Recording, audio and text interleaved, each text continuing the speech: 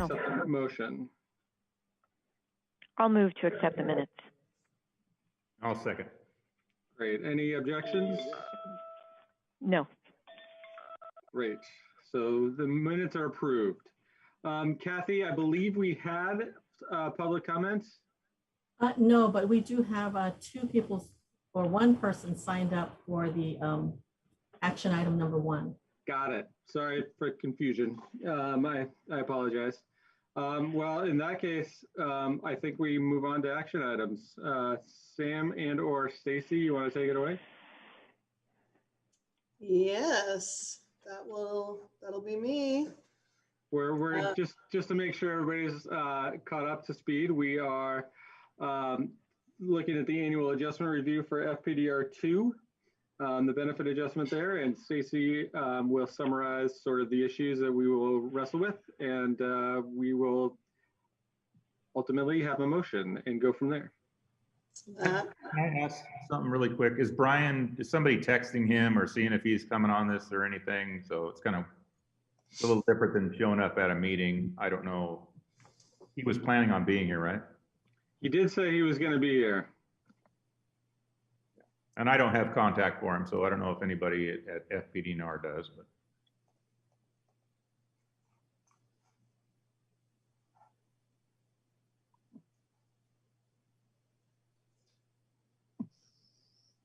I'll see if I can reach out to him. thank you. Do you guys want me to go ahead and get started, or? I think that's fine. Okay. All right. So we'll. Can everyone see my screen? Everybody can see the presentation. The second most common, Zoom. After, can you hear me? Can you see my screen? Right. And remind me if I forget to move the slides, because that's another thing that I keep doing. So for the record, everyone knows this. I'm Stacy Jones. I'm the Fpdr Finance and Pension Manager. And it is crazy to think that this is the March board meeting, and this is the meeting that we actually canceled a year ago, because it happened the meeting was scheduled for just a few days after kind of our pandemic lives began. So we wound up talking about this issue, the pension cost of living adjustment, in May last year instead of March, which means that if you feel like we just talked about this, which is how I feel every year, it has been only 10 months rather than 12 months since we talked about this, but it is time to talk about it again. So I'm here today to talk about the pension cost of living adjustments, or COLAs, for the upcoming fiscal year. All 4 of the current trustees have been through this before, so I probably won't go into as much detail as I have in the past, although some detail is required because it gets complicated. We have different complicated methods, and there's kind of a complex history. But if I skip over something, it's hard to remember this from a whole year ago. So please just let me know, unmute and let me know, because I have too many things pulled up on too many different monitors and I can't see the chat right now. So just unmute and interrupt me if you have a question, need me to stop. Or Sam can probably monitor the chat as well and interrupt me if there's a question that I need to pause and go over. So first, let's talk, as we always do, about the board's authority. We'll spend the first couple slides on board authority and the history of the cost of living adjustment. So remember, we have 2 kinds of beneficiaries: our Fpdr 1s, who are all of the folks who were retired or on long-term disability in 1990, and also their spouses, if they have since passed away. Their pensions are a % of active duty police officer pay or active duty firefighter pay. So there is not a role for the board to play in adjusting their pensions each year. Their pensions, per the charter, automatically adjust every July 1 to maintain the percentage that they have, which is based on their years of service, as a % of active duty firefighter or police officer pay. So their adjustments are driven by the contracts with the active duty folks. What we know right now for them, if you're interested, is that the current Portland Firefighter Association contract calls for a 1.6% cost of living adjustment on July 1st, 2021. So that's what our fire Fpdr 1 folks will receive. For police, their current letter of agreement includes last year's delayed cost of living adjustment of 2.9%. That they agreed in negotiations to delay until June 30 of 2021 rather than receiving it last year on July 1st, 2020. So we know our FPDR1 police folks will get a 2.9% cost of living adjustment, whether they'll get an additional second, and that's following no adjustment last year for the police FPDR1s. Whether they'll get a second adjustment for the current year, we don't know yet because PPA, Portland Police Association, contract negotiations are going on right now. And there is an unusual amount of uncertainty. There's always uncertainty around labor contracts and salary adjustments, but there is more uncertainty than usual because of the shortfall in the city general fund budget. But that's what we know right now. So we are planning on 1.6% for fire FPDR1s and 2.9% for police FPDR1s, with the possibility of more or less that we'll just keep an eye on, but that's what we know for right now. But what we're really here to talk about is the FPDR2s, who are the folks who have been retiring since 1990, because that decision is entirely up to the board, with the single limitation that the board cannot award a COLA greater than the COLA PERS gives its sworn retirees. And the maximum COLA that a PERS sworn retiree can get is 2%. So the city attorney's office has said that the FPDR board can award up to 2%.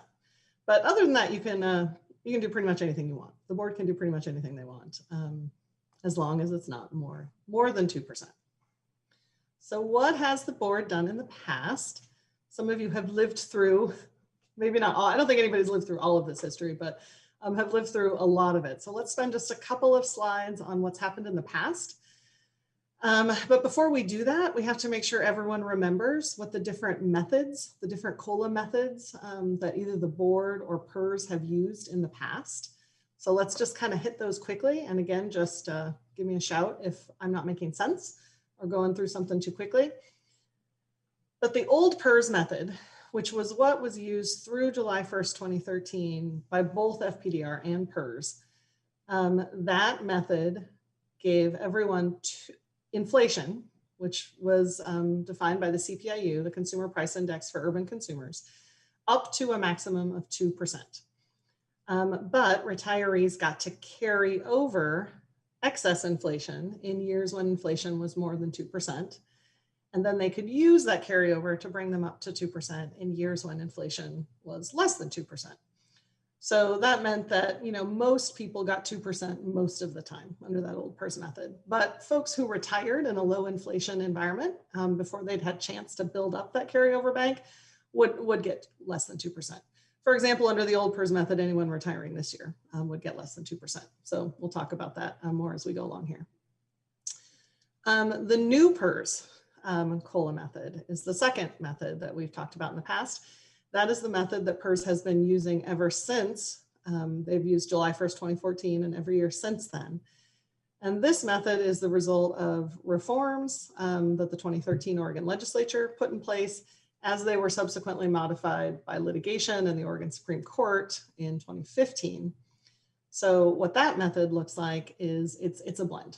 For the percent of someone's service that was accumulated before October 2013, which is when the legislature made the change to the PERS COLA method, it is the old method, CPIU up to 2%. But after October 2013, it is a blend of 1.25% and 0.15%, depending on the annual benefit amount. Folks just get the 0.15% on the portion of their benefit that's above $60,000 a year, and that $60,000 is not indexed to inflation. That's the new PERS COLA method. And then we get into the two methods that the FPDR board invented. Because when the PERS COLA changed in 2014, the FPDR board discontinued doing exactly what PERS does and has not done what PERS has done since then, and has not ever used the new PERS method. That said, the two methods that the board has used, which I have totally uncreatively called modified PERS 1 and modified PERS 2. People say I'm pretty creative for a finance person, but not in this department. I haven't come up with any catchy slogans for these. If anybody has ideas, let me know. But both of these methods are really kind of riffs on the new PERS method. They're very related to the new PERS method, but they're more generous in different ways to kind of deal with concerns that the FPDR board has had about some elements of the new PERS method. So and the methods are pretty similar to each other. So in modified PERS 1, which is the method that the FPDR board used in 2016, 2017, and 2018, it's exactly like new PERS, except there is no 0.15% on amounts above 60,000. It's just a blend of the 2% and the 1.25%.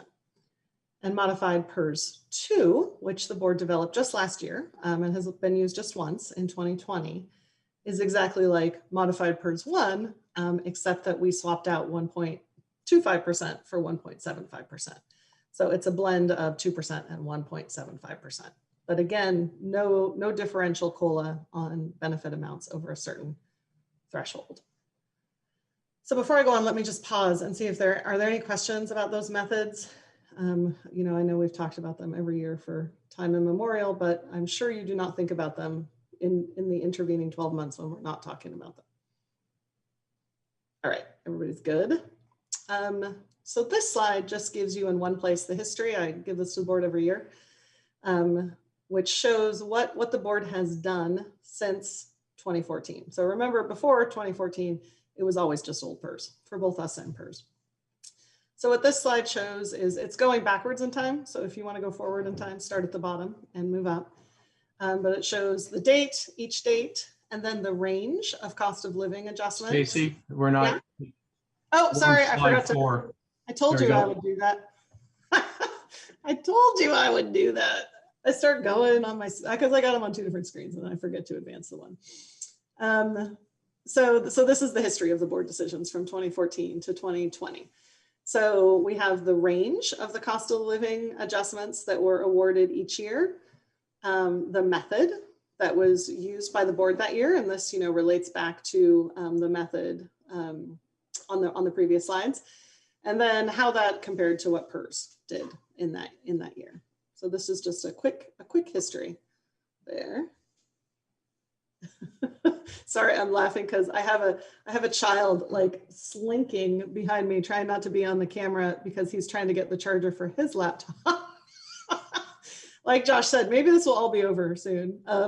But Josh, I don't know about you, but my kids are only going to school 8:30 to 12. So it's not getting us out of the full day thing, you know. Ugh, anyway. It's all right. I've got a leak in my pipe downstairs. So, you know, we've got all kinds of things going on behind me too. It's all right. I'm sorry if you see a kid pop up behind me. He was trying to be very stealthy, but I was like, what is sliding across the floor right now? This is not good.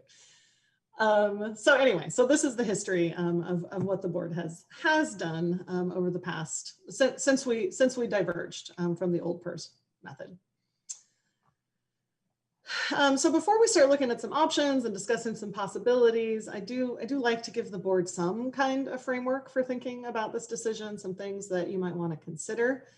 It's a little daunting to think, well, we can do anything between 0 and 2%. So these are all different things that the board has talked about in the past in relation to this decision, and really indeed what anyone making this decision, you know, might think about. So, you know, the first is purchasing power maintenance, which is, you know, we should start there because that's the reason that a COLA exists. The purpose of a COLA is to help maintain purchasing power so that over time, you at least limit the degree to which a benefit amount or a wage or whatever erodes in terms of what it can actually buy. So fully maintaining purchasing power would require giving a COLA that was equal to inflation every year. If you did that, you'd fully maintain purchasing power. On the other side of the coin, how much do the different COLA methods cost? And that is the cost to Portland residents, since like everything else, we have to pay for the COLA with our Fpdr property tax levy. So more generous COLAs do a better job of maintaining purchasing power, but they also require larger increases in property taxes on the other side of the coin. The context, you know, the board has talked about this in different ways over the years. I mean, context has different connotations. I mean, there's economic context that we've been talked about last year and probably would want to talk about again this year. And that could include the inflation environment. You know, where is inflation? Where do we expect inflation to be over the next couple of years? Financial constraints that we face, financial hardship either for the retirees who are receiving our benefits or for the taxpayers who are funding those benefits. And then there's, kind of situational and political context, what are others doing, and how comparable is FPDR to other pension plans or other organizations who may be doing similar or different things. And the final important thing to consider is time horizon. There is no cost of living adjustment for FPDR2s written into our plan in the charter. It's up to the board every year, which makes it impossible to say how much COLAs will cost taxpayers or benefit retirees over the long haul, because we can never know what future boards will do. And that's a little unfortunate because COLAs are an incremental compounding benefit. They fall into that class of financial decision-making that really needs to be analyzed over long stretches of time to think through the impacts, both the costs and the benefits, because the difference in cost and the difference in benefit to retirees of any of these approaches in just 1 year is really pretty negligible. But the differences are pretty substantial over a 30-year time horizon, both to retirees and in terms of cost to the fund. So given that, even though we cannot know what a future board will do, and it is not possible to sort of adopt uniformly over the next 30 years a long-term approach, unless any of you plan to be, unless you all commit to being on the board for the next 30 years, I do think it's important all the same for each trustee to think about, and where possible even to be explicit about whether a decision in a given year is intended to be part of the long-term approach for both this year and future years, or if it's a 1-year decision in response to the circumstances and considerations of this particular year. I think is something important to think about and talk about. So now let's take a look at some of the options. Stacy, I have a quick question on your last comment. How exactly would we, if all we're doing ultimately is making a decision about next year, how would we make a decision in the greater context of a later, of what could be changed next year or the year after or the year after that? In other words, I'm trying to think of sort of the dynamics when we get to the end of your presentation, when we talk about this, like, how do we get there? I mean, it feels like it's like a charter commission thing almost, where we're getting to like, it almost needs to be sort of, where we sort of back away from our ability to change this from 1 year to the other in order to really incorporate it. I don't know. As you said it, it popped into my head and I wasn't sure exactly how to address that.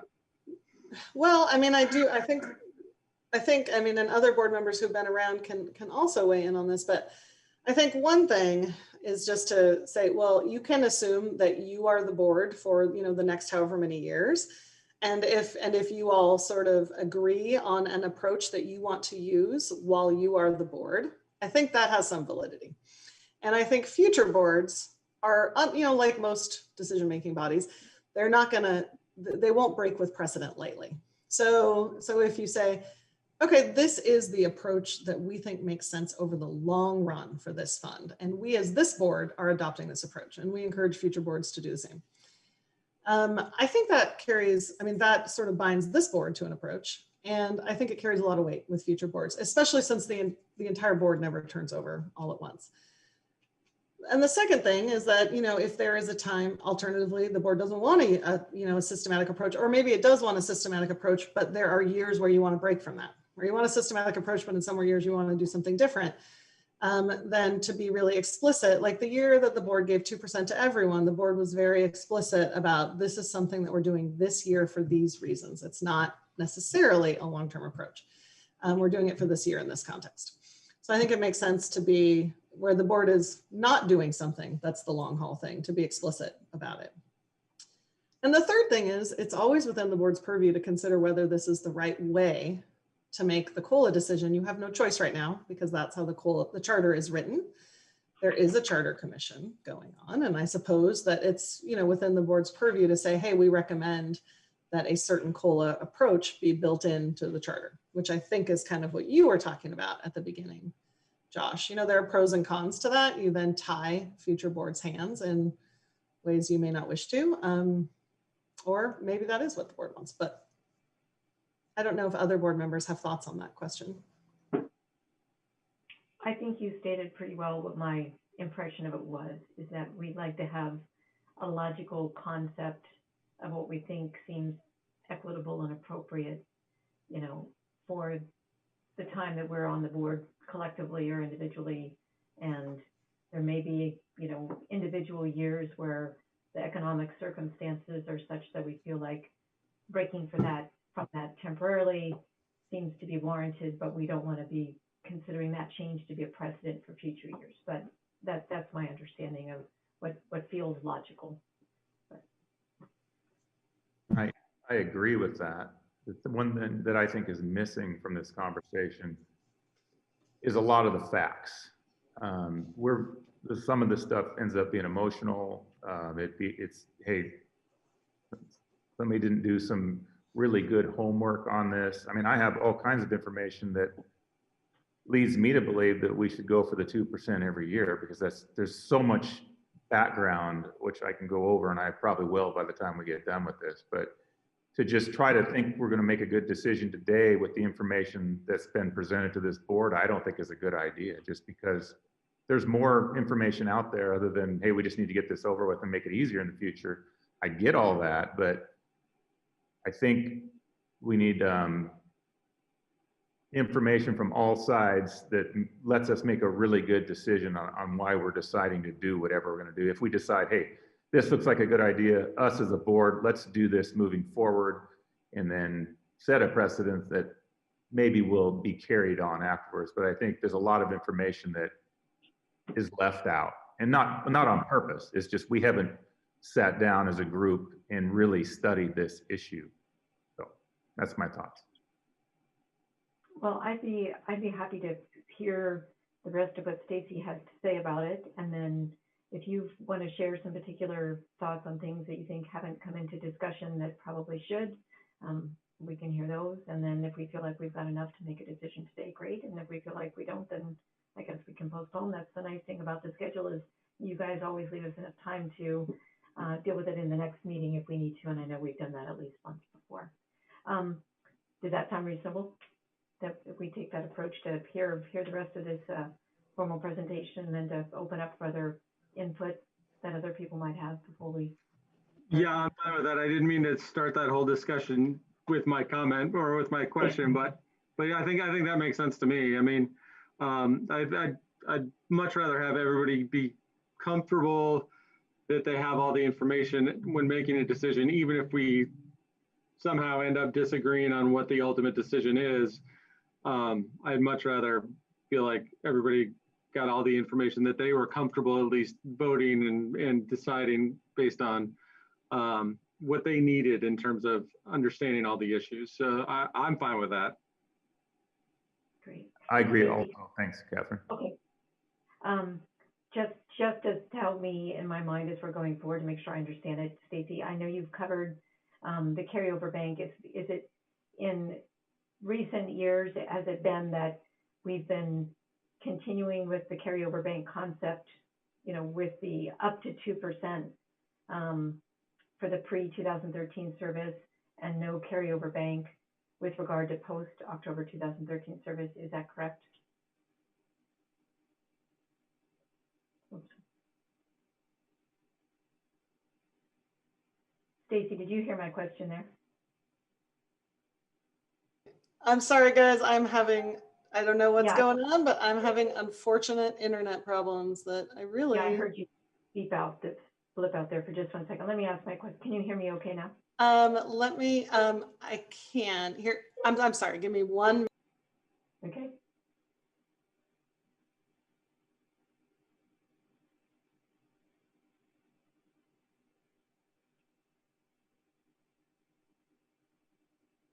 There's no active call.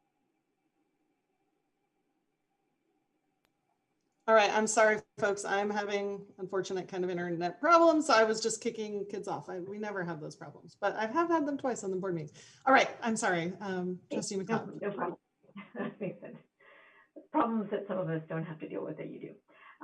So my question was, I just want to make sure to understand that in recent past years, have we continue the process of a carryover bank with the up to 2%, you know, kind of continue for the pre-October 2013 service and no carryover bank with regard to post-October 2013? That's a really good question this year where inflation is less than 2%.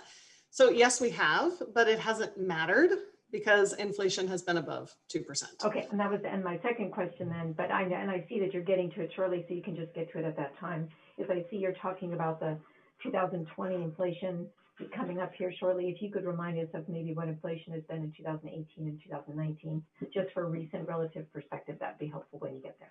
Sure, absolutely. Okay. All right, and now let me go back. Let's hope that I have no further internet problems. I'm sorry, folks, for that delay. And then let me know if you can see the presentation again. See if we can make that full screen. Oh, shoot. Sorry, guys. Having to hop in and out of this. Is causing some problems. But let me, so let me just pause again and say, so the CPIU, and of course there are different indices for the Consumer Price Index. The CPIU, which is what PERS uses, is 1.74% for 2020. And then here at the end, let me hop into a spreadsheet, although Josh may have it at his fingertips, although he's more likely, Chair Harwood is more likely to have the CPIW at his fingertips. But at the end, Trustee McLeod, I can hop into my spreadsheet and look at the CPIU, which is when we have used an index, we have always used the CPIU, which is for urban consumers, rather than the CPIW, which is for wage earners. And I can let you know what the CPI has been in past years as well. Yeah, it's basically been between 1% and 3% essentially for the last almost decade, but it's bounced around. It's gone outside that maybe once or twice, but not a lot. So it's right. It probably, I haven't looked at it recently, but it probably averages somewhere close to roughly 2%. But that we can discuss some of the reasons why that is later during some of our deliberations around it. Okay. All right. So we will come back to historic inflation. And I'll just kind of quickly then move on because I know there are lots of things that you guys want to talk about. I have, as I have done in the past, put together some of the options that the board might want to consider for this year. Of course, remembering that the board can do anything between nothing and 2%, but that is an infinite number of options. So as a starting place, I thought it might be helpful to just talk through a few options, starting with the maximum and the minimum, because those are the easiest things to talk about. You know, maximum, the most the board could do would be 2% for everyone. The least the board could do is nothing. We don't have negative COLAs. Can't take any money away from folks. So the board did choose the maximum option in 2019. That's the only time that I know of that the board chose the maximum option. And the board has never, to my knowledge, chosen the minimum option, has never done nothing. Another option is inflation, which the board has also never used, has never just used inflation, but of course inflation is always discussed in the context of the COLA, since the COLA is, you know, it's some attempt to keep up with inflation. But in most years, inflation is above the 2% cap. So the board has not ever just chosen an inflation option, again, to the best of my knowledge. And well, I know they haven't. Another option is the old PERS option, which we have, which we just talked about what that was. What that would look like for 2021 would be 2% for everyone except the current year retirees. And here we get into the carryover issue Trustee McLeod raised, which is that current year retirees, which would include that whole crop of retirees from August 2020 and January 2021, they don't have any carryover from prior years to bring them up to 2%. Everyone who retired before this fiscal year, so everyone who retired before July 1st, 2020, has carryover to bring them up to 2%. Current year retirees don't, so they would get, under the old PERS method, they would get 1.74%, which is inflation this year. New PERS option, so this is what PERS is doing right now and has been doing ever since July 1st, 2014. Their folks are going to get 2% on service before 2013, except for current year retirees, because they don't have any carryover. They're going to get 1.74%. And then on the percent of their service after October 2013, they're going to get that blend of 0.15% and 1.25%. So for our group of beneficiaries, if the board did that, on July 1st, 2021, the range of COLAs our folks would get would be 1.44% at the low end and 2% on the high end, depending on both the service timing and the benefit amounts. So you should, I think, bear in mind as we look at these three options, new PERS, modified PERS 1, and modified PERS 2, that everyone who retired before October 2013 gets 2% in all three of those scenarios. So we're really, and then everyone who retired after October 2013 gets their own unique individual COLA based on service timing, and also in the new PERS method based on their benefit amount, on the percent of their benefit that is above $60,000 a year. Modified PERS 1, the method used by the board in 2016 through 2018. It's exactly the same as new PERS, but there's no different rate for the benefit amount above 60,000. Just throws out that 0.15%. If we used that this year, folks would get anywhere from 1.56 to 2% as their COLA on July 1st, 2021, just depending on service timing.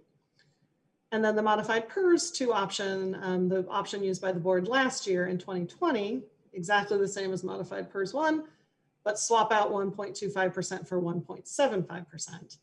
And then our group of beneficiaries on July 1st, 2021 under this method would get COLAs ranging from 1.74% to 2%, depending on service timing. So I think when you want to,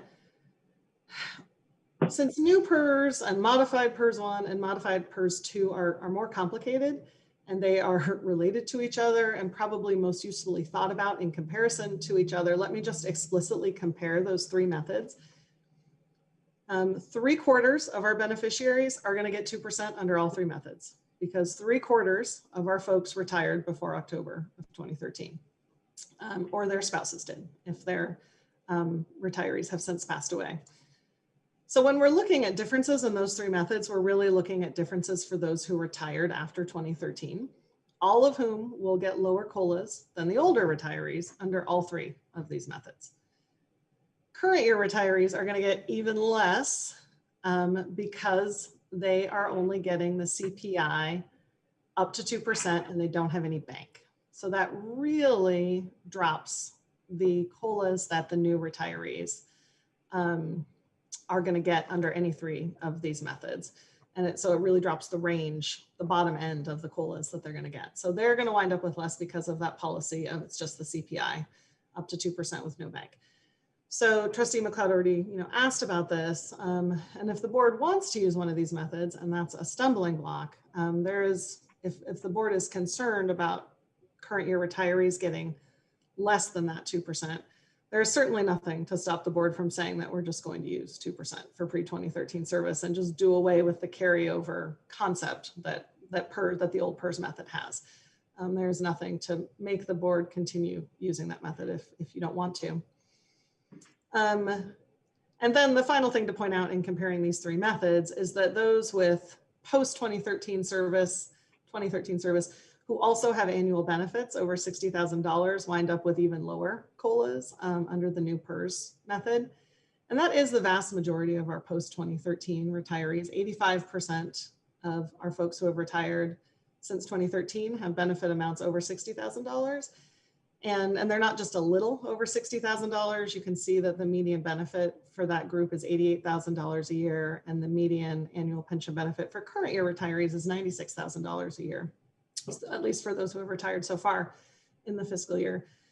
So the new PERS COLA it impacts a lot of people, and it impacts them to a significant degree. It's not just a minor change for those folks under the new PERS method. I show you guys this slide every year.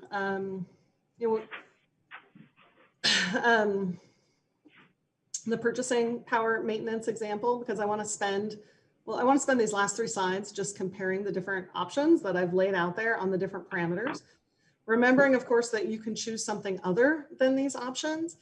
But since these options, I think those options that we just talked through do cover a pretty wide range of things that the board might consider. So hopefully talking through the different parameters of these options will help you envision where other options might fit in. And the first of those is purchasing power maintenance. So, I mean, what this chart shows is how well different COLA methods do at maintaining purchasing power over a member's entire retirement, which is, again, the purpose of a COLA after all.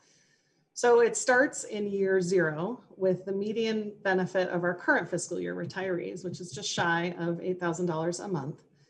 And then the green bars show over the 30 years, that is the median length of retirement of an FPDR retirement, what they, given a certain inflation assumption, which we'll talk about in a minute, what would they need their pension to be at the end of those 30 years to be able to buy exactly the same number of things as they could buy at the beginning of their retirement?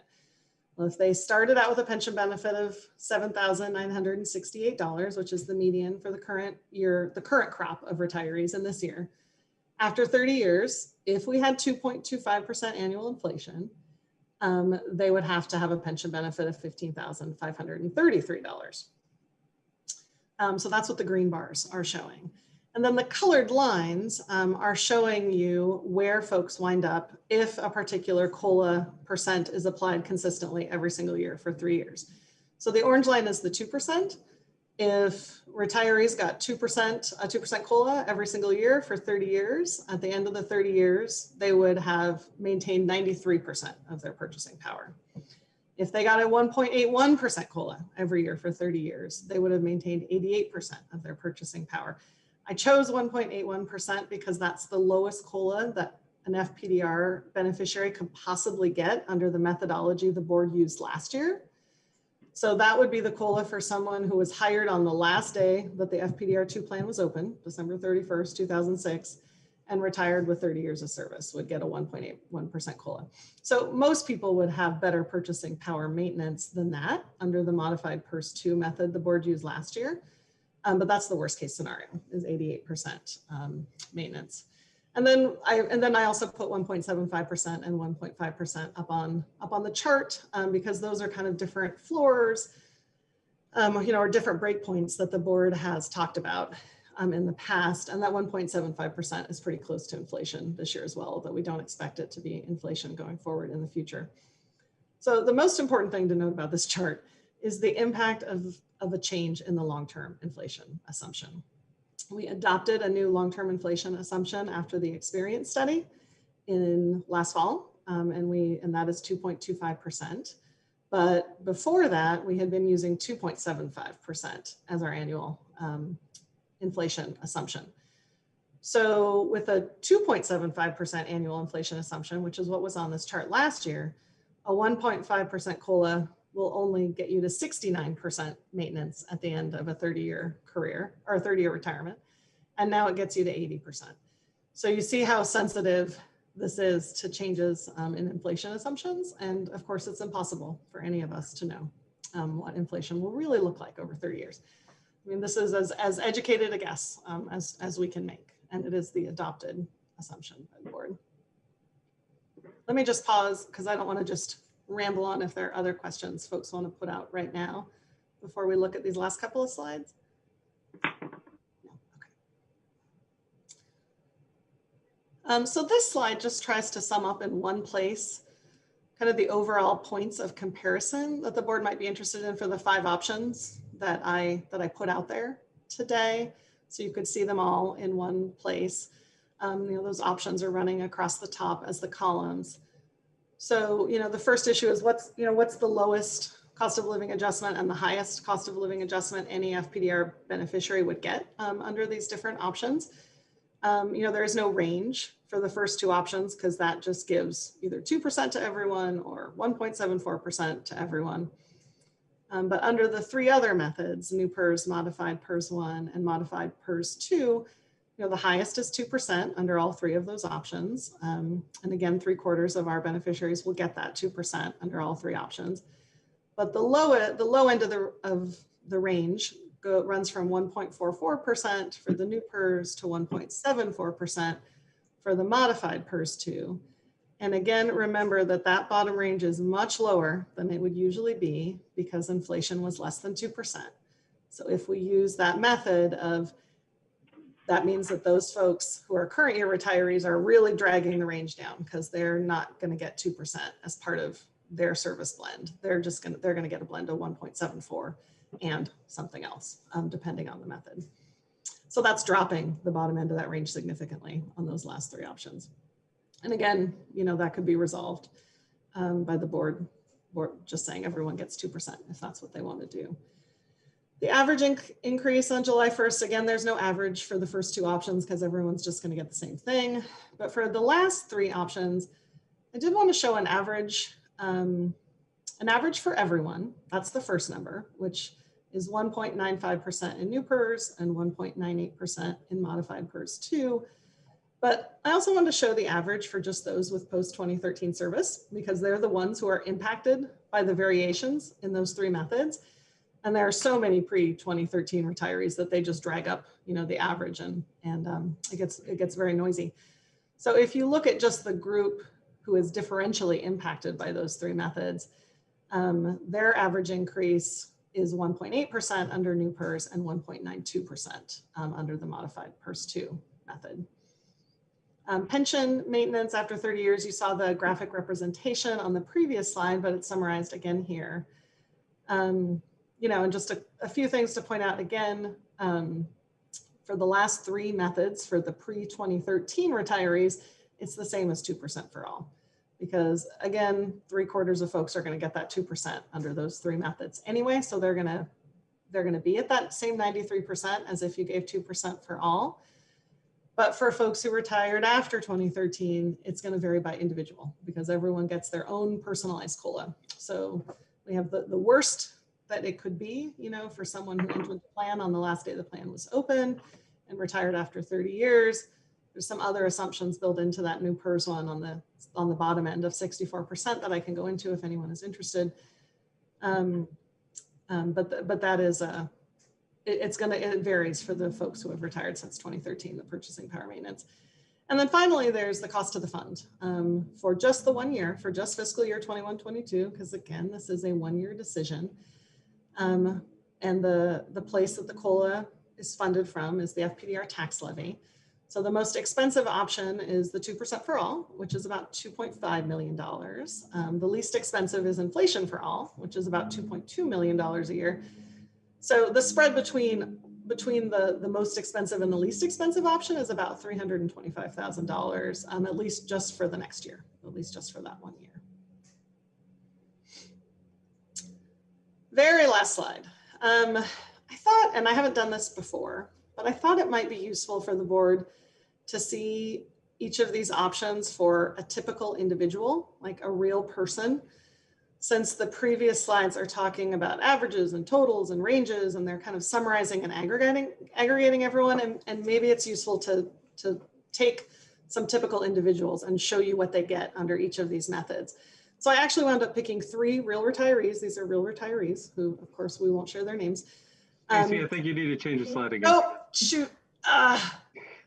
This is a flaw in the way I do my presentation in PDF and my speaker notes in PowerPoint. Sorry. Thank you, Josh. So these are the 3. So what I wound up doing was picking 3 real retirees because since it really matters when you retired for some of these methods, there are really 3 groups of retirees that I think the board needs to look at for a proper understanding of how the COLA will impact each of those 3 groups. So I picked 3 real retirees. So the first group, which is everyone who retired before 2013, actually don't need a typical retiree because all of the retirees in this group will be treated the same. They will all get 2% under every method, except for inflation. And then they would all get 1.74% under that approach.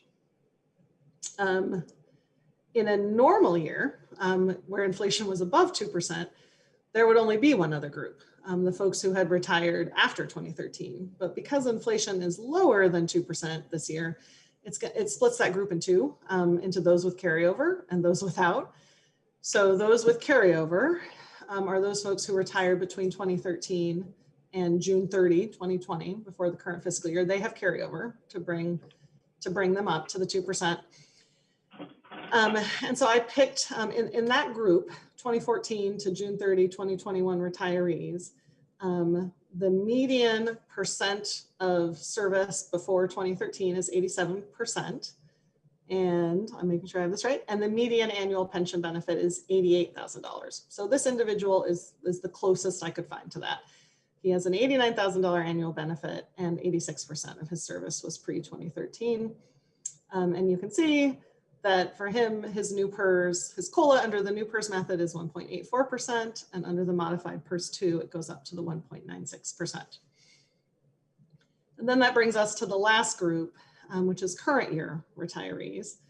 And in this group, at least so far in the current fiscal year, the median percent of service that they had before 2013 is 74%, and their median annual pension benefit is $96,000 a year.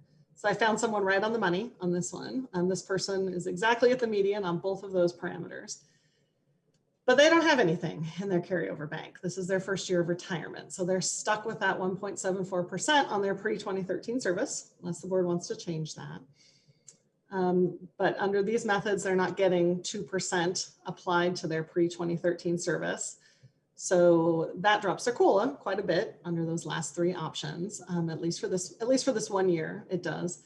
So you can see that under new PERS, they get all the way down to 1.5%, and then they're at 1.74% in the modified PERS 2. And in, of course, in both of these post-2013 groups, these last two groups, these folks are also in the new PERS being impacted by the percent of their benefit that's over $60,000 as well. So I thought it might be useful to see the actual COLAs that 3 real retirees would get, and 3 real retirees who are at the median within their different groups, so that the board can parse apart a little bit the different impacts of the different methods on the different groups of retirees. And that is all that I have to share today. I mean, I hope that some of this is useful to think about, and I hope some of this data is useful to think about the decision that you're all called upon to make every year. But now I'll turn it over to the board, and if there are other questions I can answer or attempt to answer, I'm happy to do that. And I know you guys want to discuss this. Any questions for Stacy? I do have one just quickie question, and that is with regard to the methods that we've applied in the last few years. I don't think it's come into play before, but do you recollect in any of our discussion whether a bank for the post-October 2013 service was anticipated? Like in the same way that you've got this kind of maximum 2% with a bank, if in the years where it's lower or higher to apply when it's lower, and in the other years, had we discussed or contemplated anything similar for the post-October 2013? I'm assuming no, but I just want to know. No, not that I recall. Have we ever talked about having like a carryover bank on the post-2013 time? Not to the best of my memory. Okay, that matches my recollection, but I just kind of want to make sure I had all the prior method parameters in my head before we started more discussion. No, I appreciate it. And I will go, and I'm going to go pull up, I'll stop screen sharing and pull up the COLA data that you asked for as well, Trustee McLeod. Anything else for Stacy? Kathy, you mentioned there's at least one person that wants to testify.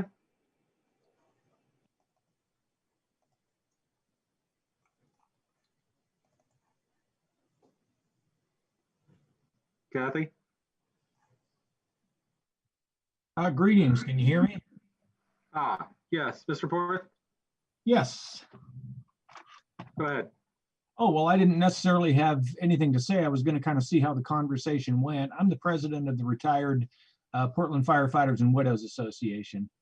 And so I'm listening in just to see how the discussion goes, to be able to convey that back to our members of retired firefighters. So, you know, I guess my input would be 2% is a really good number.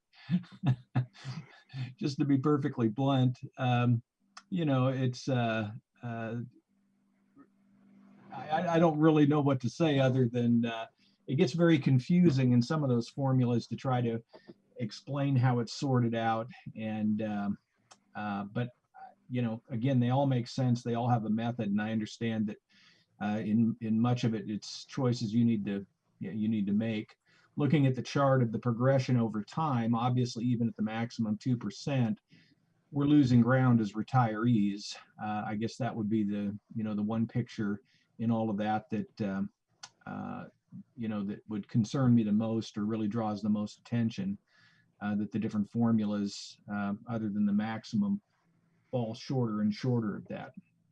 So I would just say that on behalf of the membership, anything that can be done to help us keep pace with inflation and with the things going on in the world, we certainly appreciate your consideration on that.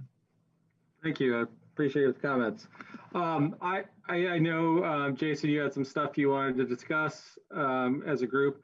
I will just, it's not really in response to Mr. Moore's comments, but something for contextual purposes. I'm not as married to calling the CPI measurement that we have as a purchasing power kind of measurement for particularly a specific demographic group. This really is a very broad-based measurement, and that there may be characteristics within a demographic group that it's applied to that mean that there's some that things are weighted differently, perhaps. I mean, we know that, for instance, the easiest way to describe it, and maybe an example helps, is roughly a third to 40%, give or take, depending on the exact CPI measure that you use, is related to shelter costs. And if you're a renter, you've probably seen that pretty easily jump much higher than inflation has been. If you are a homeowner, it can be very different. And so that can be because you may not have the income per se, but you are accumulating wealth. And so there becomes a different calculation. So I don't want to get too bogged down in the weeds, but I also don't want to get too married to this keeping up with purchasing power kind of issue, because I'm not sure that I'm not sure the differences we're talking about are material for that discussion, but also I just think that it's a little overly specified for the universe of beneficiaries that we're talking about. And then Chair Herwood, just on that note, although we just talked about why you might not want to pay as much attention to this, but to answer Trustee McLeod's question, the CPIU for 2019, and again, this is the CPIU, so for urban consumers, and this is for the West region, because this replaced the Portland-Salem Metropolitan Statistical Area measure that we used to use. In 2019 was 2.69%, and in 2018 was 3.35%. And I have it going back further than that for the CPIU. And I suspect Chair Harwood has it going back a long ways for the CPIW, if anyone is interested. Can you tell me the 2018 again? 2018 was 3.35%, and 2019 was 2.69%, and then 2020, 1.74%. And that is the measure in the way that PERS uses it, because also you can look second half to second half, annual. I mean, there's a bunch of different ways, but that is the way that the way PERS looks at that measure. And Catherine, you had some questions about the bank. The bank is actually described on our administrative rules. And after this, I guys can send you a link to it, or at least just the excerpt from the administrative rules. And it's 5.4.05 Part B. And I'll send you that with an email, or if you want to show you on the screen right now, it's a few paragraphs to read, but it does describe the bank. Okay, but then again, Sam, to the best of our knowledge, that has not either needed to be or has been applied to any post-October 2013 service, correct? The way it's worded, it does not make a difference for 2013 either way. It's been an administrative rule, and there is nothing in the rule that gives us a date. Okay, thank you. So if the board wanted But no carryover concept has ever been applied to service post 2013, ever. Sam, in your opinion, pulling up, well, we can get into that, I guess, if we need to ask if you think or if Franco wants to weigh in, Franco's here, on whether that admin rule would have to be changed if the board wanted to move away from that.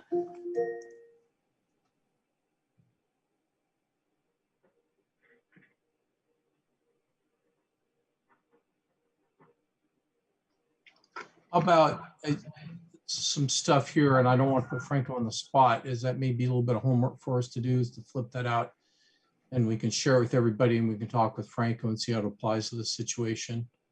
I'm not certain this would be a good issue to discuss on the fly right now unless the board wants us to. Yeah, we can maybe table that until we know what direction the board wants to go in, and then see if that might come into play. Yeah, I'm fine with that approach. I'm a little, I'll be honest, I'm a little reluctant to move forward really dramatically, or not even dramatically. I move forward even with a lot of discussion without Brian here. I feel like, 3 out of 5 of us feels, I'd rather kind of have 4 out of 5. So I don't know quite what the solution is. I'm open to other board members and staff, however people want to move forward. I don't quite know. I'll be honest. I'm not quite sure exactly what the best way to go about it is. I'd like to have more people here rather than fewer, and I'd also like to have everybody hear all of the discussion. So I'm open to however people want to move forward, but that's sort of my general feeling right now. I'm a little, my sort of instinct is feel a little reluctant to have a full-throated kind of hash out a bunch of details without having somebody who's either ultimately going to vote or we would need to vote at some point on these things. But I'm open to that part of the discussion as well. So however people want to move forward is okay with me. Have we heard anything back from Brian? What if we were to set this aside temporarily in our agenda and move forward with the other items and see if he is able to get on the meeting? I've texted him and his phone goes to voicemail. I've tried it numerous times. So I wouldn't count on him joining at this point. He did respond to my email saying that yes, he was going to attend with that. So, because my stuff, when we're done with this, won't take more than 10 minutes. So you're not buying a whole lot of time. Okay. Well, I do agree that hearing from the representatives of the members whose benefits we're discussing does seem really appropriate. So I kind of share Josh's comment about maybe wanting to wait. I'm happy to share a few thoughts I've had during the presentation and my pre-work on it to kind of let you know where I generally fall. If we want to eliminate, if we feel like we can eliminate some options and kind of leave ourselves with maybe a narrower perspective. But if you want to just postpone the whole thing until next meeting, I'm fine with that too. I'd recommend, I'd like to hear what issues you have just in case the Bureau, including Stacy and her staff, have to do some research. Because Jason, you'd mentioned you wanted a lot of information. We'd like to know in general what you're thinking so we can be prepared to answer those questions next time. Okay. Well, Yeah, I apologize if I said a lot. I don't know if that's what I meant. There's some information that I seem like it gets glossed over every now and then, but I think it's really important. So I'll just go over a little bit right now. We'll decide what we want to do here. I might as well just speak on what I was thinking about. I haven't put together a presentation or anything, but I appreciate the effort Stacy's put into this. She puts a ton of time into this, just trying to think through this process. It's been going on since at least since the changes charter and the PERS changes, and we're trying to come to a solution on what works best. And I just keep coming back, and I don't know if this year just seems more clear to me than ever that we're focusing so much on PERS. And the fact of the matter is we're not PERS. And we're not even really bound to PERS in our decisions, other than we can't give more than what PERS gives on this issue. And as far as the benefits that our members receive after retirement are really not the same as PERS by any means either. They're different animals. It's when they do this equal to a better than thing, it's this all encompassing, you know, comparison that isn't down to the brass tacks of how much do you get for retirement? How much do you get for retirement? Are these close to the same? That's not what they do. So I just wanted to go over a little bit, just so everybody understands. Maybe you all understand this, and I'm going to be preaching to the choir. But PERS is set up. It's set up for a 3 kind of legged stool for their retirement. They have their defined benefit retirement, which is what we have at Fpdr. We have a defined benefit retirement, and so do they. And then we can argue about which one's more or less than the other. I know the formula looks like ours is more, but when you put the other pieces into the formula, my experience is theirs ends up being more if they want it to be. If they want to work more overtime, if they want to work more years, they can make their defined benefit portion higher than ours. We don't have that either luxury, or I guess, I don't think it would be a luxury. I wouldn't want to have to go through that process of trying to, you know, work a whole bunch of extra time just so I could have a larger retirement. I like how ours is set up, but that doesn't, you know, take away from the fact that they're different. So our defined benefit portion is different. And that's the only part we're talking about when we're talking about this benefit adjustment. But we shouldn't forget the fact that they also have Social Security. Our members don't have Social Security. Social Security is usually benefit adjusted every year by the federal government too. Sometimes it isn't, but it is. I think it is this year. Their jurisdictions pay 6.2% into those people's Social Security. Our city of Portland doesn't pay any money into our Social Security for our members, and we don't receive the benefit. So that's part of the retirement we don't receive. The third part is all PERS members have an IAP account, which is their defined contribution portion of their retirement, where the jurisdiction either pays 6% into that account too. And our FPDR 3 people, which aren't affected by this benefit adjustment, get 9%.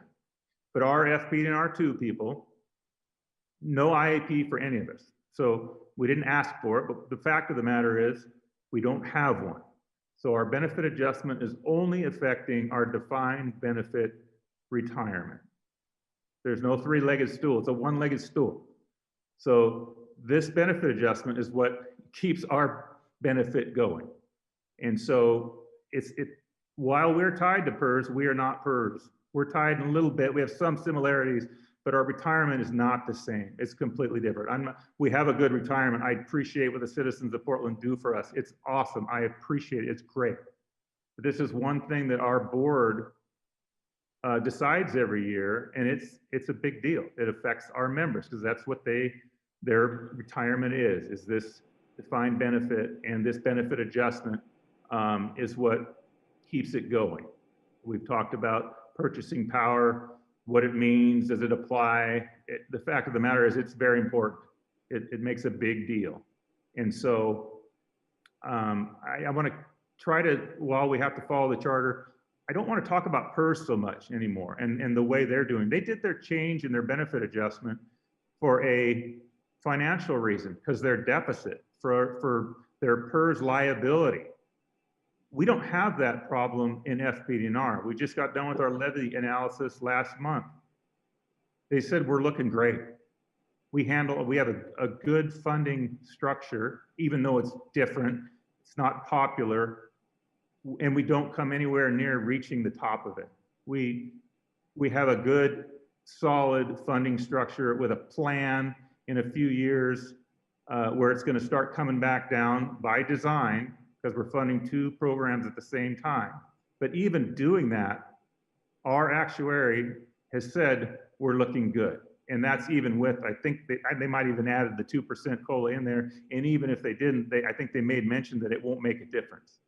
As far as that, it won't make a huge difference. It's not going to push us up into this area where we're not going to be able to meet our requirements.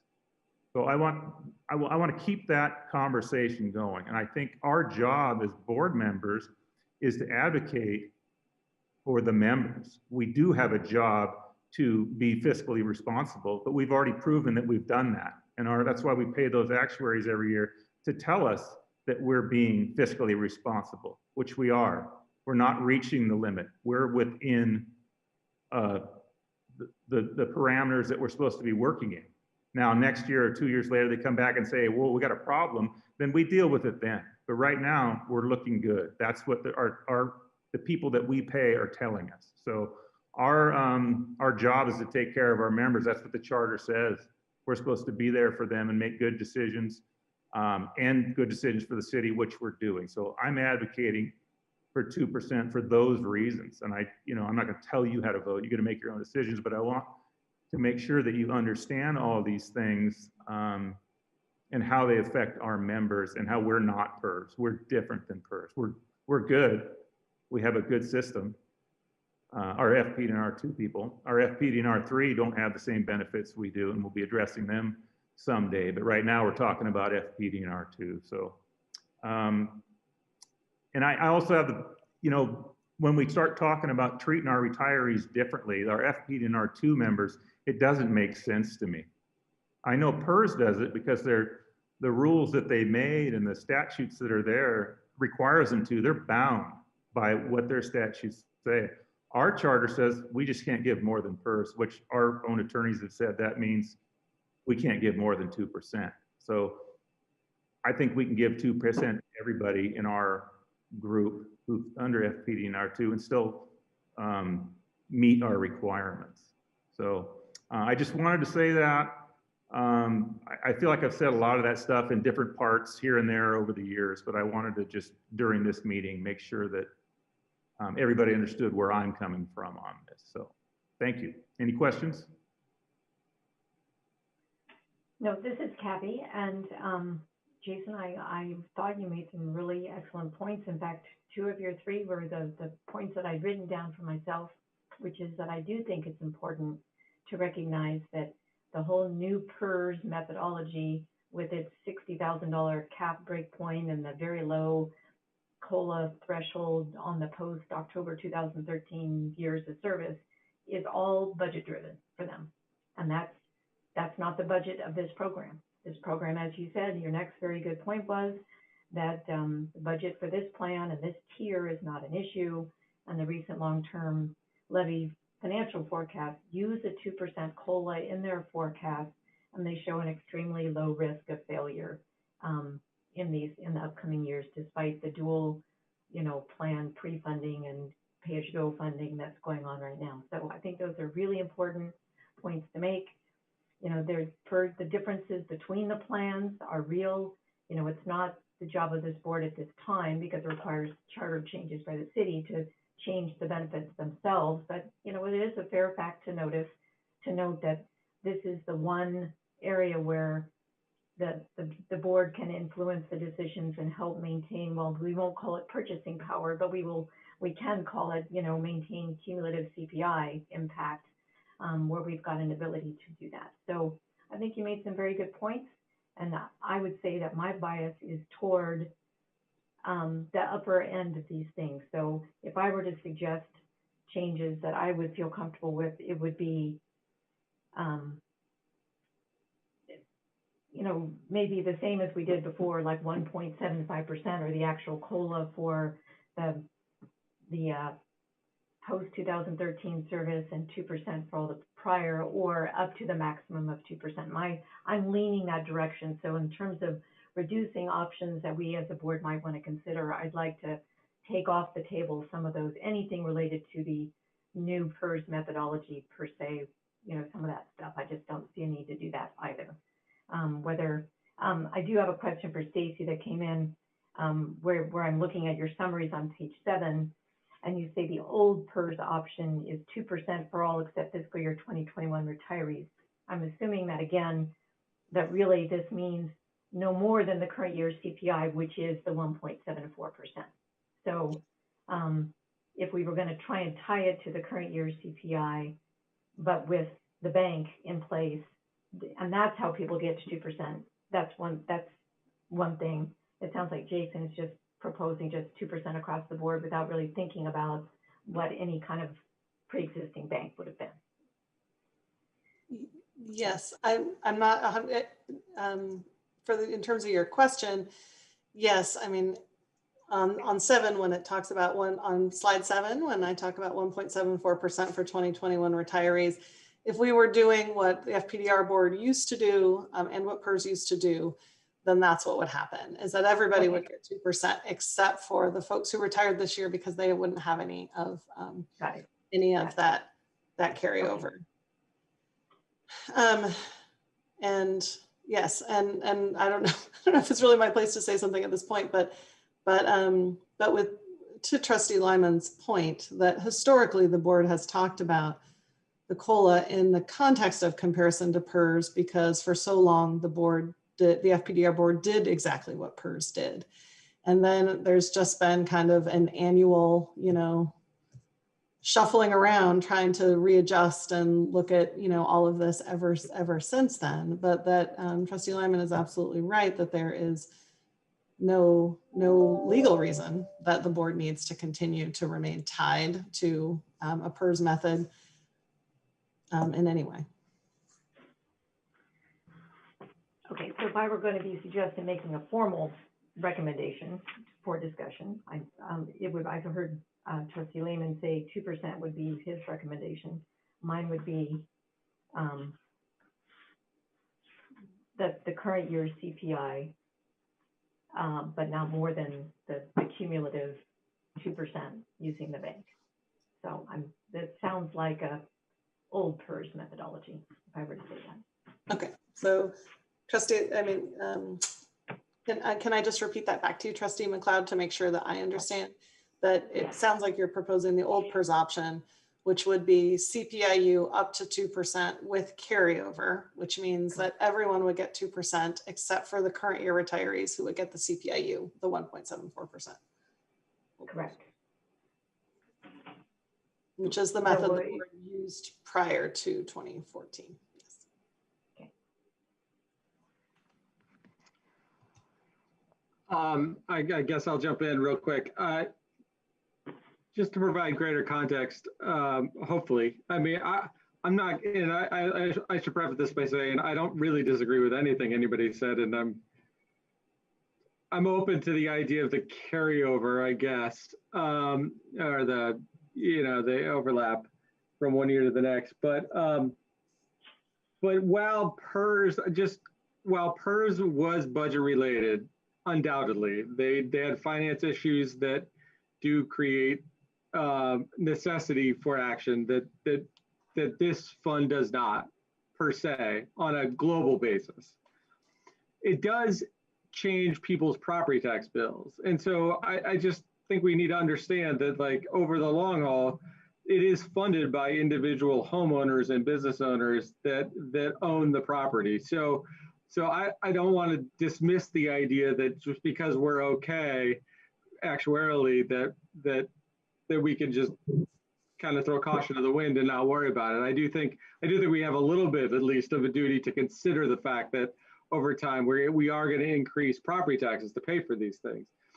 We've been fortunate enough in Portland, certainly over the last decade, and as troubling as right now is, I think probably over the next decade too, that we've had enough new construction and those kinds of things that the actual dollar amount to individuals, while higher than they would have been, probably hasn't increased at the same rate as other property taxes in the city, because the tax base has grown.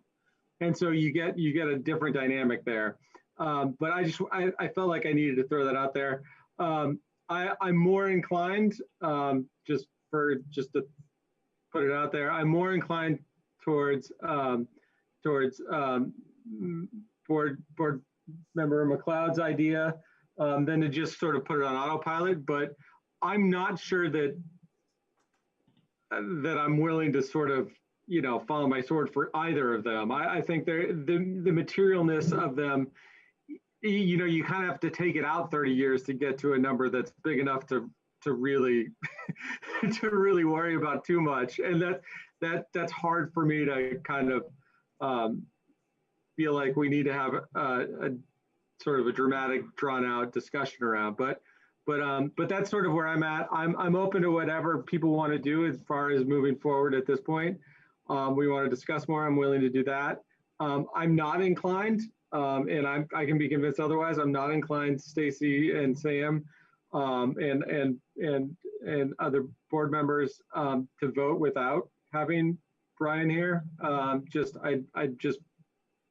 would rather not, unless we are unanimous, and it doesn't sound like we're quite unanimous. So I kind of would, that's my inclination, but I can be convinced otherwise. I wouldn't mind waiting for Brian. I don't think there's any, we have time, I think, unless there's somebody in staff there that says this has to be done right now. I'd like to hear everybody's opinion and what Brian might think also.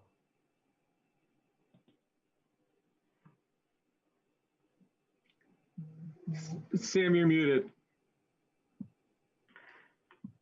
Okay, sorry about that. No, I agree. It'd be a good idea for Brian to come in so you get the full view of both the elected and the citizen trustees for the viewpoint and to get your discussions further. I'll try to pound on Brian to make sure he attends with next one, and I'll put the importance on that for him. One thing to quickly look, if you're looking in the chat, Don Porth threw in a note considering Social Security and stuff. So I thought you'd like to look at that as part of his testimony with that. So, I mean, if Josh probably take this away from you, but I think unless any of you have any questions or any specific needs of Stacy or our staff, we'll go ahead and park this discussion till May. And Jason, this was on the May agenda. We always assumed it would take 2 months to do this. That's why we put it on for 2 months. So we're right on track. We don't have to have the decision made typically until June 31st, or Stacy'd probably like a little bit earlier so she can code stuff. But I say, you know, by the end of May is probably the best time to have it, give her some time to do stuff. Yeah, we have, there have been several years where, including last year, where the decision wasn't made until May, and that is certainly not a problem. I just want to make sure if there's any information that the trustees want me to bring back in May, if there's anything you're missing, anything else you want to know, whether you think of that now or later, you know, please let me know. Otherwise, I'll just, you know, you have the presentation kind of as it is, and then I'll assume we're just going to pick back up with the discussion when Trustee Hunziker can be with us. But if there is anything that is not in this, that you don't already have, that you want to have to make this decision, please let me know now or later, and we'll make sure you have that in May. Thank you. I thought it was very complete. You know, every time you do this, you think of something else and add a little bit more in. So I think we do get a lot of very good historical information and illustrations. All right, so I guess we're at least semi-unanimous. It seemed to be unanimous about holding it over. So let's move on then with the agenda. I think we've got an informational item from Fpdr staff. Stacy, summary of expenditures. Yeah, for the expenditure report, I won't take up too much time. I always like to point out one thing to you. It's like grab bag. On the expenditure report, if you go down and look at fund expenses in the second line under fund expenses, debt retirement, you'll see that we repaid our tax anticipation notes in January. And this is the first time that I'm aware of that we've ever paid them off before June. So it's just kind of an unusual thing for us. And you might recall that we decided to structure, I and the city debt manager decided to structure the notes for repayment in January instead of June because of the volatility in the muni market when we were issuing those notes last summer, because it only makes sense to pay them off later if we're making money, and we weren't sure that we would be making money this year. So that's kind of an unusual thing in the expenditure report. And the second thing I do think is kind of worth the board knowing about is that if you look at under revenues, on the second line under revenues at taxes, and you look at the year-to-date total, you'll see how much we have gathered up in taxes, and we've received about as of the end of January. And when we sent you this report, February hadn't closed yet, which is why it's just through January. We've received about 94% of the taxes that we had budgeted, which is really close, or maybe even a little bit ahead of the historical trend for that time in the fiscal year, by January close in the fiscal year. So that's the kind of thing that warms my heart, because it is a really great sign that delinquencies and compression are not worse than we planned for this year. So that's good news. So I would just point out those two things. But if there are other questions, let me know. Stacy, where were the tax anticipation notes? Oh, sorry. So if you're looking at, let me pull it up. So if you go down to fund expenses, so if you're in the chart, not the graph, but the table below the graph, and you'll see kind of under mid-level classification, you'll see revenues, personnel. Well, here, why don't I just screen share it? That probably makes more sense. You'll have to see my Excel version, and it's probably. Oh, it might not be on my, I just have the one page.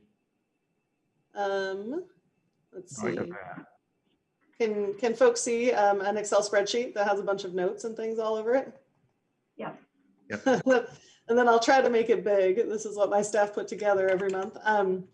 But if you go down to this line here that says debt retirement, and let me kind of reorient. So you've got the chart up here and then the table down here. And if you go down in the table to the second to last, main line of the table, you'll see debt retirement. And then over here, you'll see this $31.7 million that's happening in January. Normally that happens in June. So that's not terribly, when I say it like that, it doesn't sound all that exciting, but it is something that we have never done before, is repay those TANs in January. Okay, thank you.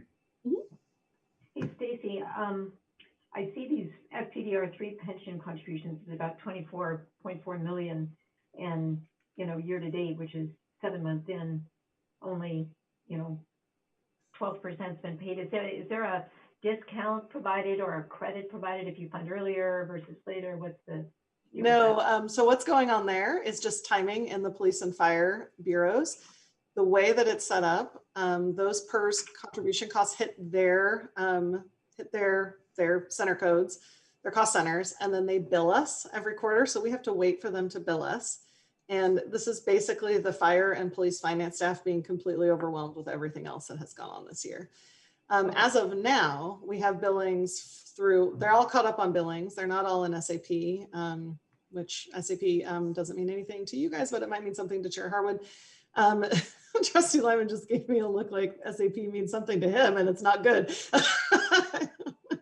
But in any event, so they are caught up. We just got police's Q1 and Q2 billings yesterday, as a matter of fact. So my staff are going through them right now, and then they'll be caught up. But it's a function of them not being caught up. And I finally had a small fit about it, because we're trying to do year-end projections and make budget adjustments. And that's one of the areas in which I know we need to make some budget adjustments. So we did. Yeah, it's a pretty big line item. So if you don't have that one, you don't really know where you're going. Okay, thanks for explaining that. Yes, and I never complain too much, because we get to keep our money for longer in that scenario. And we earn interest on our money. And so the longer we wait to pay them, the better it is for us. But eventually we do need to pay them. Okay. Good question, good eye.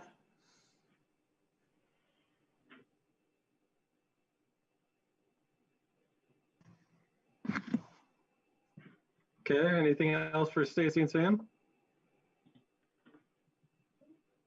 Anything else for the good of the order? Discussion, anything? Yeah, I've got a couple things to go over here. The first one was, Stacy, can you kill your screen? Anyway, so the first one was to answer Jason's question, what is happening with the fifth board trustee position? Give you a little bit of background. In Elizabeth's trustee position into December 31st of last year. It has to be approved, it has to be every time the position is up, the mayor, per the charter, it's solely the mayor's responsibility to select a new trustee with that. And the mayor can delegate that off to a city commissioner, which is Joanne Hardesty. She's the one that we work through if we need contact up into the city council with that. So you all got a copy of the letter from Commissioner Hardesty, I believe in November. And I have been looking for putting out feelers for people from the public, because the commissioner wanted to look to the public versus having sort of the networking that has previously filled the citizen trustee positions. I've did a lot of search for her. Her staff has searched, and it hadn't materialized in any candidates. And so Commissioner Hardesty's doing a new approach now to search out more possible candidates to do that.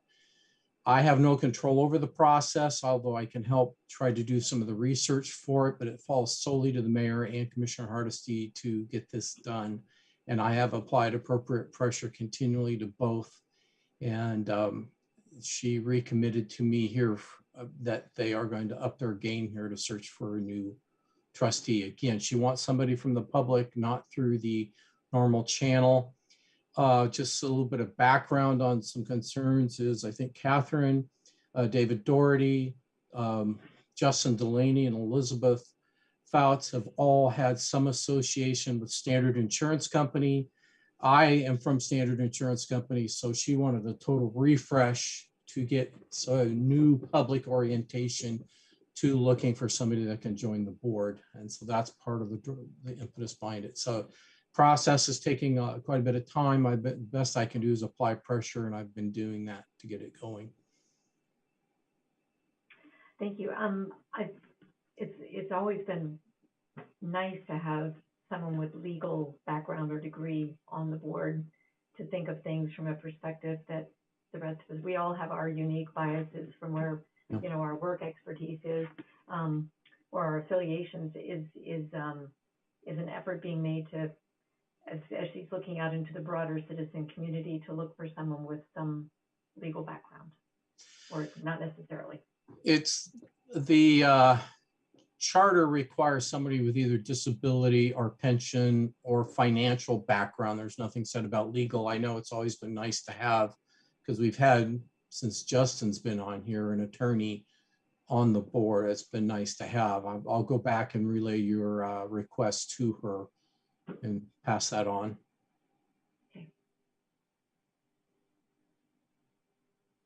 Okay.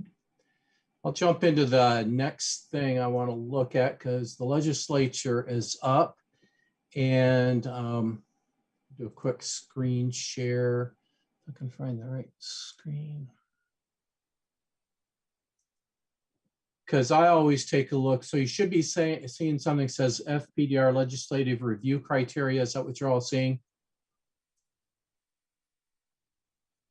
Somebody give me okay, thanks, Josh. So what I do, because this to me is extremely important to do, because they can sneak bills in that can have potentially devastating effects to the fund or to some part of the fund. So I just created these 6 things that I look for every year. First one is I look at Fpdr funding. Is there anybody messing with our property tax? Doesn't look like anything big this year's happening to it. And a couple of things that are out there on property tax are probably not going to move. The next one is Fpdr 1 and 2 retirements. There's really nothing out there that's this year. Again, I think all the work on PERS and retirement has fallen by the wayside, given what they had passed a couple legislatures ago. So there's really nothing here. PERS, I call it PERS employer, because this is where I look for Fpdr 3. Is there anything that's going to impact PERS to either decrease benefits, increase costs, whatever it may be? Really nothing, again, on this legislature. So I think PERS and retirement just aren't on the big list. Workers' compensation this year, for the most part, again, this is not, usually some years they've got 8, 10, 12 bills that do workers' comp. Here they've got a few. With a couple of exceptions, they don't impact Fpdr, and I'll go into one bill in here in a minute that will, or a couple. So let me get through this list first. Then I look at, from the director's position, is there anything that's going to impact my ability to hire or retain people? This typically centered around PERS or some other things they may be doing that make public employment look less viable or less fun to come and join. And then the other is I look for other particular things that happen out there. There's 1 or 2 bills this year, but what we did is they have 2,500 bills in that range that were presented. And see if I can get that off. Stop sharing. So there have been 2,500 bills this year. Of all those bills, I've looked through them all along with the government relations office in the city, and only 15 of them would fall under that criteria that I gave you. Of those 15, only one has seen any movement in the legislature. And again, I'll keep the suspense up on what that one is. So the remaining 14, I think 9 of the remaining 14 have to have some action taken by the end of this week. And if they don't, they're not going to move. And right now, unless there's a last minute flurry trying to meet that deadline of Friday afternoon to get work sessions scheduled, those bills will drop off. And that leaves 4 are in committees that aren't bound by that Friday deadline. So they could actually go on until the end of May before we know if they're going to go. But again, with the exception of one bill, there's no movement on any of them. The one that surprises me the most was the what I call the workers' compensation COVID presumptions. They wanted to basically put in the COVID presumptions, which are very similar to the rules that we had passed last year, and make it part of a statute and cover all essential employees in the state. The key to why I think it's having trouble moving is essential employees covers 45 to 50% of all employees in the state, not just fire and police, but all employees. It's a big ticket item. It has a big impact with a lot of employers. So there's, I'm certain, an intense amount of lobbying from the labor side and the business side. And unless there's a breakthrough, I don't know if it's going to go through. Kim and I were talking there, and it was sort of thing, it's almost too late to do the COVID bill. Should have been passed a year ago during the special session, but it didn't make it because COVID's declining quite a bit. Unless there's another spike in it, you're not going to see that many people take advantage of it. Okay, so the one bill that is going to go through, I'm 100% certain, it only has one target. It's only going to affect one organization in the state, and that's Fpdr.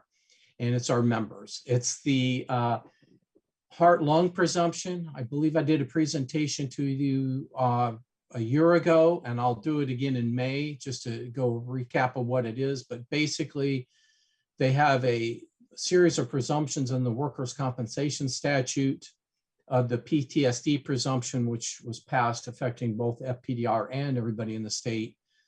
But this would be one that's been available, I think, 20 years or more for all other employers in the state, but the city of Portland. It covers heart and respiratory issues, heart and lung issues. It has that higher, clear or convincing presumption standard, which is what we had talked about when we talked about the COVID bill.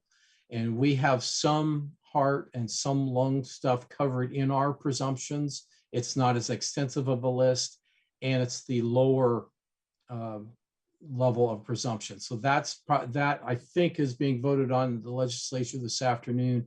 I'll double check, or the House, and I'm 100% certain it will pass, then it'll move over to the Senate. I did testify to the Management, Labor, and Advisory Council from Workers' Comp, also in front of this House committee on this bill supporting it. I did ask for 2 amendments to do some cleanup. Both amendments were written and passed. So again, there's no obstruction or contesting of this bill. It will go through. And if there's anything else, we'll know in May a lot more of what does and doesn't go through, because we'll have passed a couple of deadlines by May. So any quick questions on that? Okay. I don't have any, but I'd like to say thank you for your support and effort and helping whatever you've done to help this bill and not obstruct it or whatever, but it's really important to our members and really appreciate anything and everything you've done to help out. So thank you on behalf of our members. Welcome. So jump in so we can get this go. Kim, you're last here. You want to do a quick review on the COVID claims here? Let me unmute there, and yeah, thank you. Just quickly. Certainly since March, we've had the influx of COVID claims. Sam sent you a email and some graphs in February that showed a real spike in the number of claims filed in November. I am happy to report that we've kind of returned to a new COVID normal as far as the number of claims that we see. And most important for all of you to know is that with the number of claims that we filed, we've only had 54 that were actually positive, and we've had no COVID deaths. Our members have recovered well, which is, I think, foremost of importance for us, that they recovered well. For those who have had COVID, we have a member who is suffering some of the long-term effects of the coronavirus. You guys heard of the term long hauler, but they are doing well. They're stable. We expect a full recovery. So I think that's the best news, is that the members who have contracted COVID have recovered well. Certainly, we've had a great number of members who were exposed on the job, and some that were exposed away from work, but then coming to work to be with their peers, especially in the Fire Bureau, had resulted in some exposures brought to the workplace from exposures, again, outside to family and friends.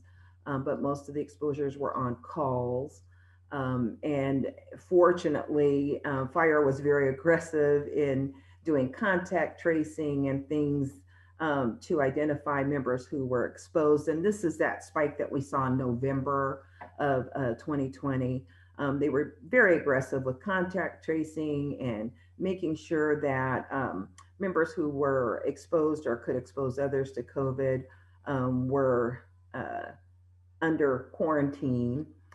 So we had a majority of our time loss and costs associated with the quarantine to prevent the spread of COVID. But what a great effort, right? Because it resulted in fewer members actually contracting the virus.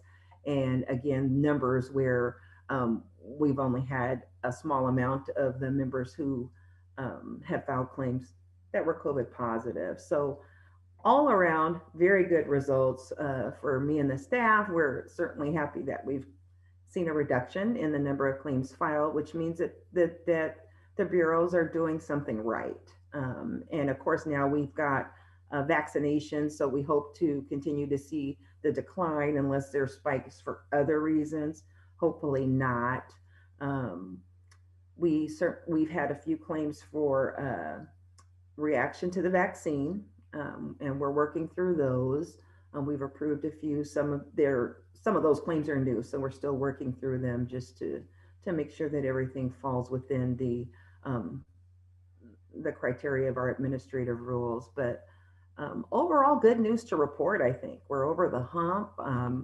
Our folks have recovered well, and we hope that with the vaccinations and continued efforts to wear the protective equipment on calls and things like that we'll continue to see lower numbers.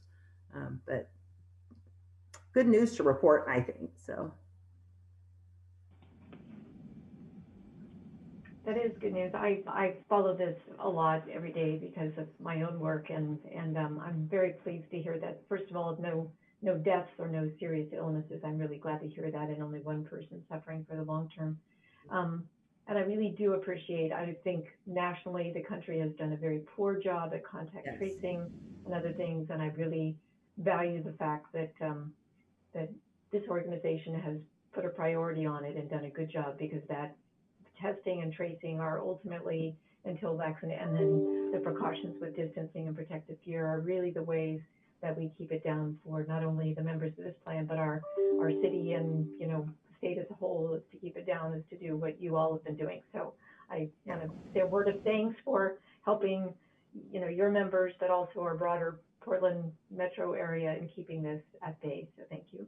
I'm curious, are the vaccinations something that are being coordinated through Fpdr, or are they being done by the separate member agencies. Yeah, they're being coordinated through the bureaus. They've been working in concert with Human Resources and then the county for vaccinations and that. So they are bureau-led Okay. vaccination efforts. Efforts there. Okay. Thank you. Appreciate that report. Okay, thank you, Kim. Last thing is the May meeting. The two things on the agenda is continue the COLA discussion, and then we'll go over the TANs approval, annual TANs approval. What's the date of the May meeting, Sam? Oh, you would have to ask me that question, wouldn't you?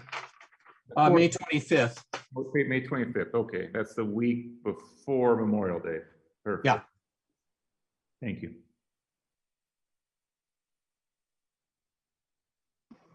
All right, great. Anything else for the good of the order? Is everybody ready to adjourn? Thank you, especially Stacy, Kathy, and Sam for your comments, and Trustee McLeod and Trustee Lehman. I appreciate it, and we will adjourn until, as mentioned, May 25th. Thanks, everybody. All right, take care all. Bye. Bye.